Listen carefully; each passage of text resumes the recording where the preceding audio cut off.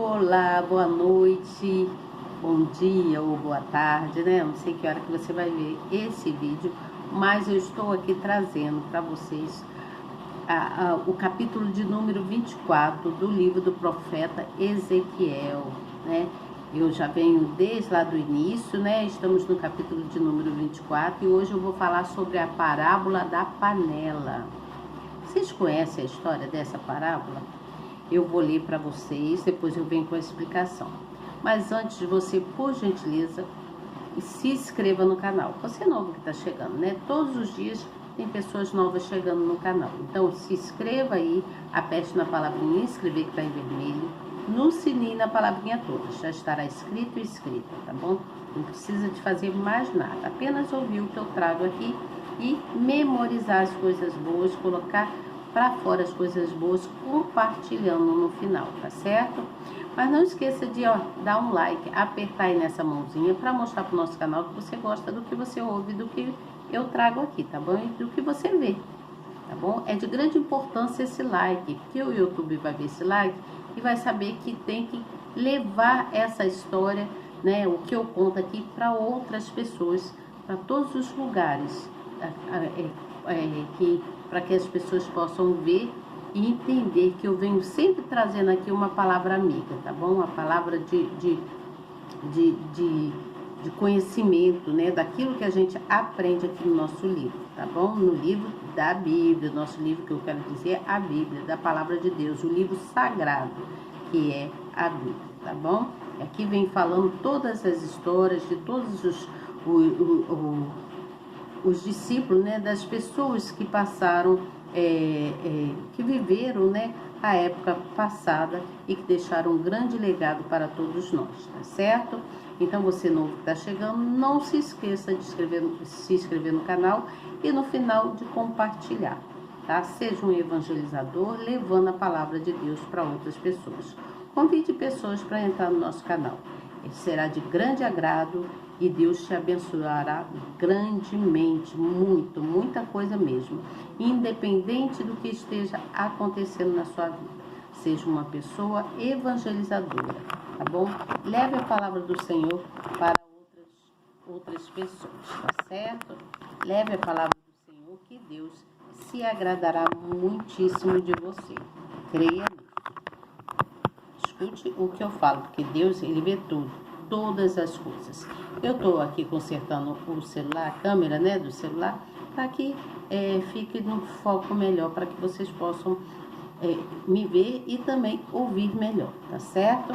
Que eu estou falando aqui para vocês. Então, eu vou ler, eu já estou aqui com a Bíblia na mão, eu vou ler sobre o capítulo de número 24 do livro do profeta Ezequiel, tá certo? Então, prestem atenção, por favor. Aqui na minha Bíblia eu tenho a explicação, mas eu também vou mostrar para vocês, vou falar para vocês quanto ao aquilo que eu aprendi também e que eu faço o esboço, né? O resumo do resumo, para que a coisa se torne menor e de melhor entendimento. Creio que vocês são pessoas sábias, né? Pessoas inteligentes, que Deus nos deu sabedoria e entendimento para que a gente venha entender tudo aquilo que Ele vem trazendo para a gente, tá certo? Que vem trazendo de lá do passado para a gente, ó, botar nos nossos neurônios, refletir e tirar o melhor, tá certo? Então vamos lá, eu vou ler aqui e depois então eu venho com a explicação. Preste atenção. Capítulo de número 24 do profeta Ezequiel. E aí eu vou falar o 25 e o 26 também, e depois vou fazer aquele resumo bem coerente, de forma que vai ser de uma forma bem rápida, né? Bem rápida, de modo que vocês entendam. Então diz assim no versículo 1 do capítulo de número 24, a parábola da panela. E veio a minha palavra do Senhor no 9º ano, no 10º mês, aos 10 do mês, dizendo: Filho do homem, escreva o nome deste dia, deste mesmo dia, porque o rei da Babilônia se pôs contra Jerusalém neste mesmo dia. E fala por parábola à casa rebelde, e diz-lhes: assim diz o Senhor Deus: põe a panela ao fogo, põe-na e deita-lhe também água dentro. Então, bote a panela no fogo e coloque água dentro. Ajunta nela pedaços, todos os bons. Deixa eu botar mais para cá por causa da iluminação, tá bom?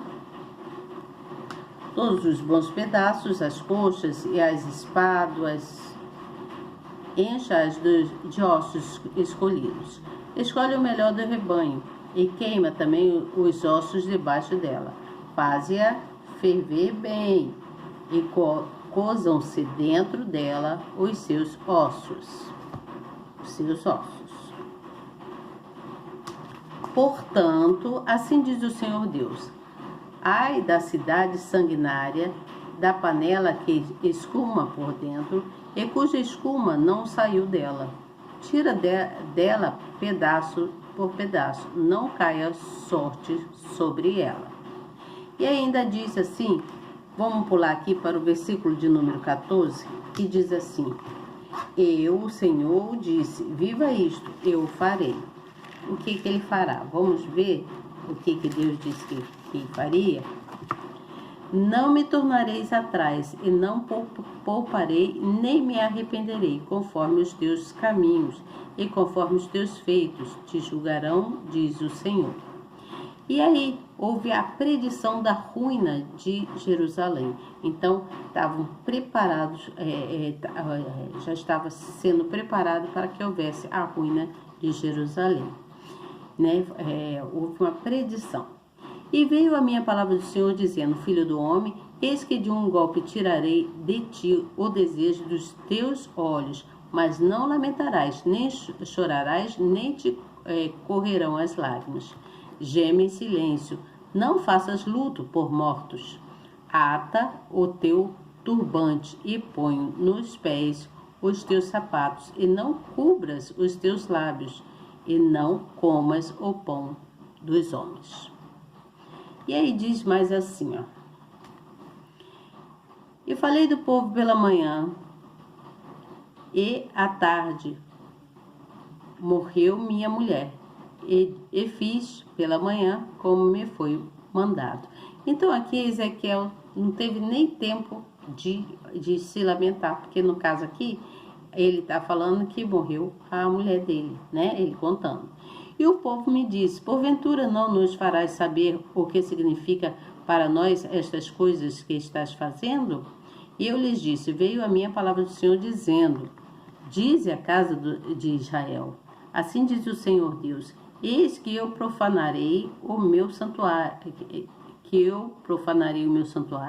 à glória da vossa força e desejo dos vossos olhos, e o anelo das vossas almas, e vossos filhos e vossas filhas, que deixastes caíram à panela. Vamos pular aqui para o versículo de número 25, que diz assim: e quanto a ti, filho do homem, não sucederá que no dia que eu lhes tirar a sua força, a alegria da sua glória, o desejo dos seus olhos e o anelo das suas almas com os seus filhos e suas filhas. Nesse dia virá ter contigo aquele que escapar para te dar notícias pessoalmente? Ainda diz mais assim no versículo de número 27. Naquele dia abriu-se a tua boca para com aquele que escapar, e farás e não mais ficarás mudo. Assim virás a ser para eles um sinal, e saberão que eu sou Deus. Então Ezequiel serviria de exemplo. E ainda diz mais assim, ó. Na profecia contra Amon, né? No capítulo de número 25, que fala assim: e veio a minha palavra do Senhor dizendo: filho do homem, dirige o teu rosto contra os filhos de Amon e profetiza contra eles. E diz aos filhos de Amon: ouvi a palavra do Senhor, ouvi a palavra do Senhor Deus. Assim diz o Senhor Deus: porquanto tu fizeste contra o meu santuário, quando foi profanado, e contra a terra de Israel, quando foi assolada, e contra a casa de Judá, quando foi ao cativeiro. Portanto, eis que te entregarei em possessão aos do Oriente, e em ti estabelecerão os seus acampamentos e porão em ti as suas moradas. E eles comerão dos teus frutos e eles beberão do teu leite. Pula para o versículo de número 10, que diz assim, versículo de número 10. E aos do Oriente, contra os filhos de Amon, o entregarei em possessão, para que não haja memória dos filhos de Amon entre as nações. Também executarei juízos sobre Moabe, e saberão que eu sou o Senhor. Olha o que Deus... Isso é uma conversa de Deus com o profeta Ezequiel. E aí ele ainda diz assim, quanto à profecia contra Edom. A profecia, né? Então ele fala assim, assim diz o Senhor Deus, isso é Ezequiel falando. Porquanto Edom se ouve vingativamente para com a casa de Judá, esse fez culpadíssimo quando se vingou deles. Portanto, assim diz o Senhor Deus, também estenderei a minha mão sobre Edom, e arrancarei dela homens e animais, e a tornarei em deserto, e desde Tema até Dedã cairão a espada. Então aqui Deus estava falando o que ele faria com aquele povo, né? Lá naquela cidade lá, o povo de Edom. E aí ele vem falando também, o Ezequiel profetiza também contra os filisteus. Tudo porque Deus na conversa com ele. E ainda diz assim, assim diz o Senhor Deus, porquanto os filisteus se houveram vingativamente, executaram vinganças com desprezos de coração para destruir com perpétua inimizade, para destruir com perpétua inimizade. Espera aí, tem que virar a folha aqui, que a folha é muito, muito fininha. E aí, vai me virar dificuldade. Aí parou em perpétua inimizade, né? Eita, meu Deus, que folhinha. E aí no versículo de número 16 fala assim, portanto, assim diz o Senhor Deus, eis que eu estendo a minha mão sobre os filisteus e arrancarei os quereteus e destruirei o restante da costa do mar.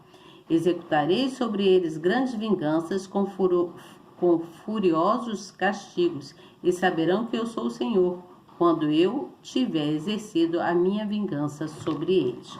Isso é Deus falou no coração do profeta Ezequiel, e Ezequiel então profetizava. E aí diz aqui ainda, no capítulo de número 26, sobre a profecia contra Tiró. E aí ele diz assim, e sucedeu 10º ano ao 1º do mês, que veio a minha palavra do Senhor dizendo, filho do homem, visto que Tiró disse contra Jerusalém, está quebrada a porta dos povos. Virou-se para mim e me encherei agora que ela está assolada. E aí diz mais assim no versículo 3, portanto assim diz o Senhor Deus, eis que eu estou contra ti, ó Tiró, e farei subir contra ti muitas nações, como o mar faz sobre as suas ondas. Pula para o versículo, eita meu Deus, minha vista. Aí assim, pula para o versículo de número 7, que fala assim, porém assim diz o Senhor Deus, eis que eu desde o norte trarei contra Tiró a Nabucodonosor, rei da Babilônia, o rei dos reis, com cavalos e com carros e com cavaleiros e companhias e muito povo. E tuas filhas que estão no campo, ele as matará à espada, e levantará um baluarte contra ti, e fundará uma trincheira contra ti, e levantará paveses contra ti. Versículo de número 13. E farei cessar o ruído das tuas cantigas, e o som das tuas harpas não se ouvirá mais. E farei de ti uma penha cavalgada, virás a ser um enxugadouro das redes, nunca mais será edificada, porque eu, Senhor, o falei, diz o Senhor Deus. Versículo de número 17. E levantaram uma lamentação sobre ti, e levantarão uma lamentação sobre ti, e te dirão,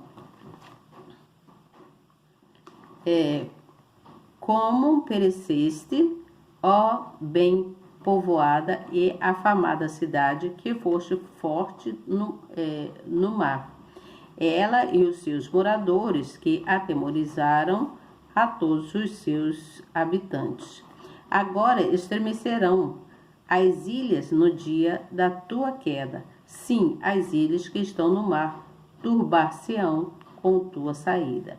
Porque assim diz o Senhor Deus, quando eu te fizer uma cidade assolada, como as cidades que não se habitam, quando eu fizer subir sobre ti o abismo, e as muitas águas te encobrirão.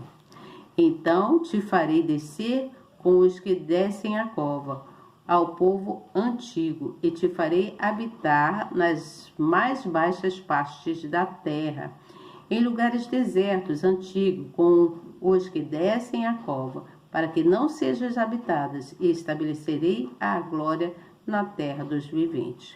Farei de ti um grande espanto, e não mais existirás. E quando te buscarem, então nunca mais serás achada para sempre, diz o Senhor Deus. Então nós vimos aqui do capítulo 20, do capítulo 24, 25 e 26, tá certo?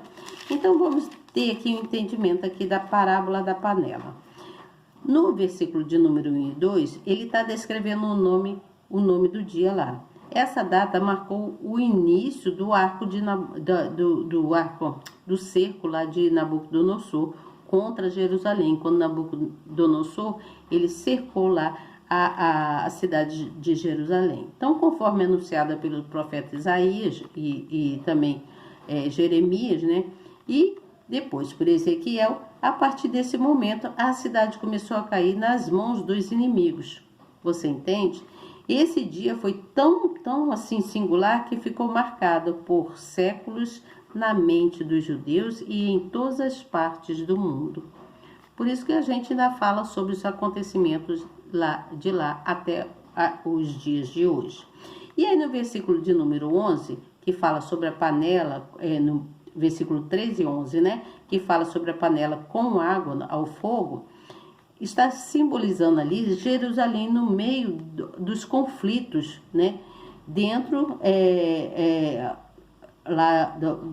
dos acontecimentos lá. Então o profeta reuniu variados pedaços de carne e de ossos que representavam os habitantes da cidade sendo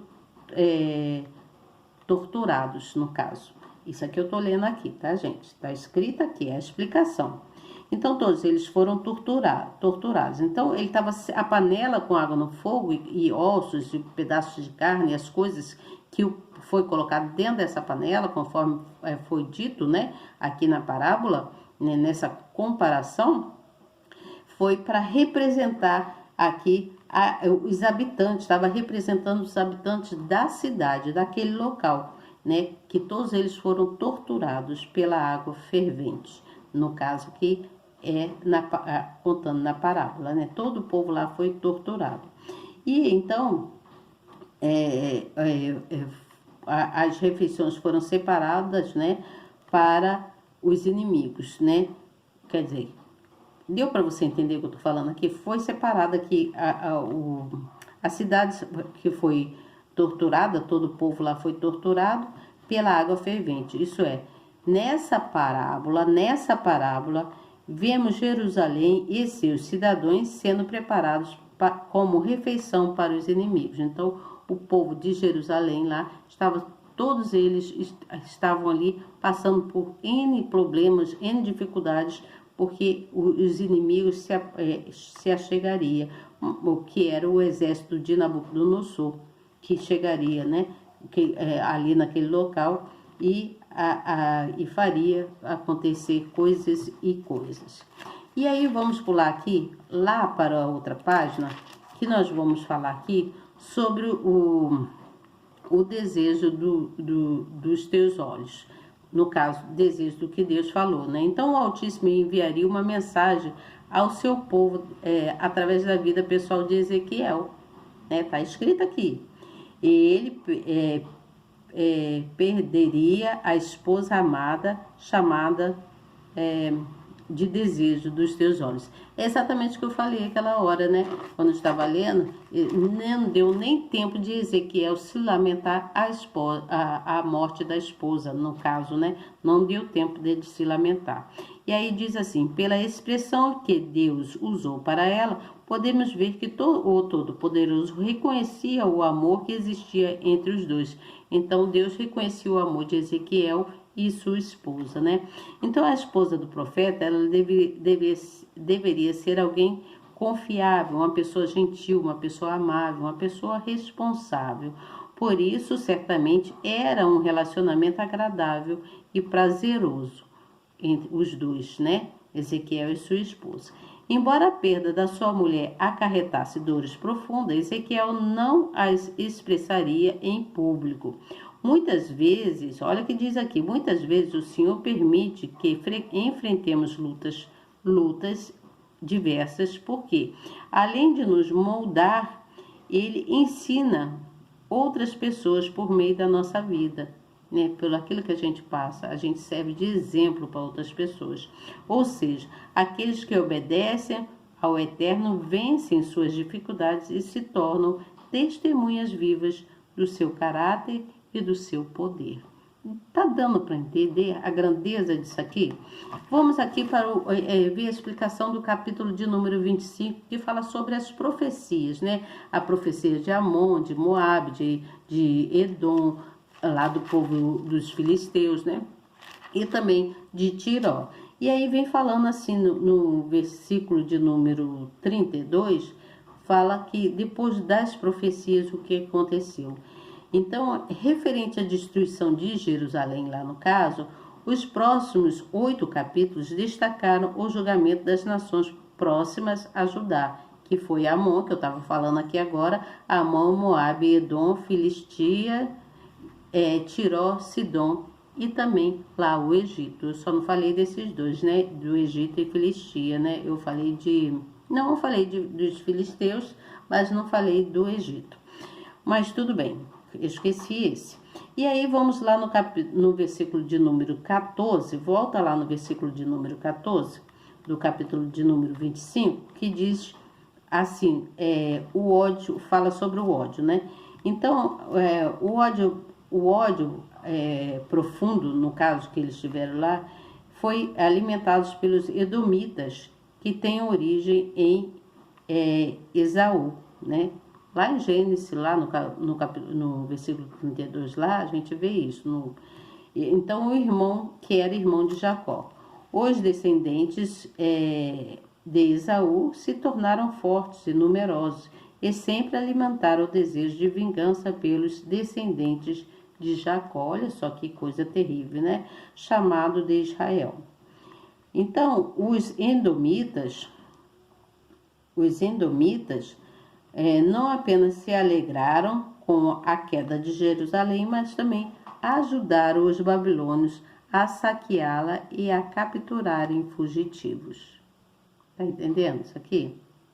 Como consequência disso, foram totalmente destruídos, conforme relata o profeta Abadias lá no